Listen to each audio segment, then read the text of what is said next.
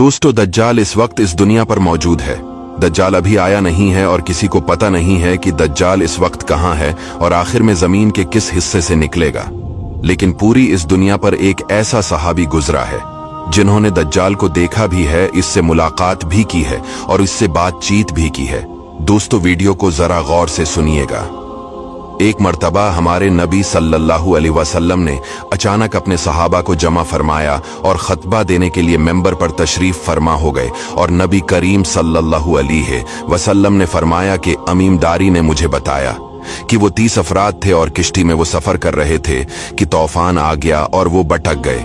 तकरीबन महीना भर वो समंदर में घूमते रहे और एक दिन सूरज गुरूब होने के वक्त एक नामालूम ईलैंड पर वो पहुंचे। उन्हें वहां सयाह रंग की मखलूक नजर आई जिसके जिस्म पर बाल बहुत ज्यादा थे। उन्होंने उससे पूछा कि तुम कौन हो? उसने कहा, मैं जासूस हूं, और कहा कि हमें अपने बारे में कुछ बताओ। उसने कहा कि ना मैं तुम्हें कुछ बताऊंगा न तुमसे कुछ सुनूंगा। तुम उस बदखाने में जाओ, वहां एक शख्स तुम्हारा बड़ी बेचैनी से तुम्हारा वेट कर रहा है, वही तुम्हें कुछ सुनाएगा भी और बताएगा भी। फिर वो सब अंदर चले गए। वहां एक शख्स सख्ती से जंजीरों में झगड़ा हुआ था। उसने पूछा कि तुम लोग कौन हो और कहां से आए हो? उन्होंने बताया, शाम से आए हैं। उसने पूछा, अरब का क्या हाल है? और एक शख्स वहां पैदा होना था, उसका क्या हाल है? यानी हमारे नबी अलैहिस्सलाम के बारे में पूछा।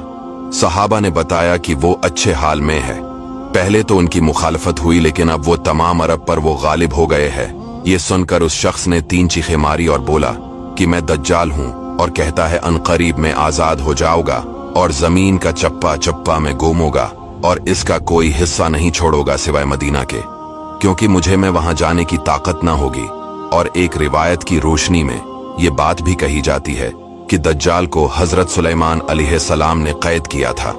दज्जाल का फितना तारीख में एक बहुत बड़ा खतरनाक फितना है।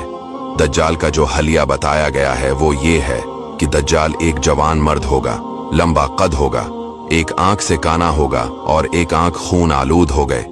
दज्जाल की पेशानी चौड़ी होगी और उसकी पेशानी पर लिखा होगा काफिर, जिसको हर मुसलमान पढ़ेगा और काफिर को नजर ना आएगा। दज्जाल के निकलने से पहले दुनिया बहुत बुरी हालत में होगी।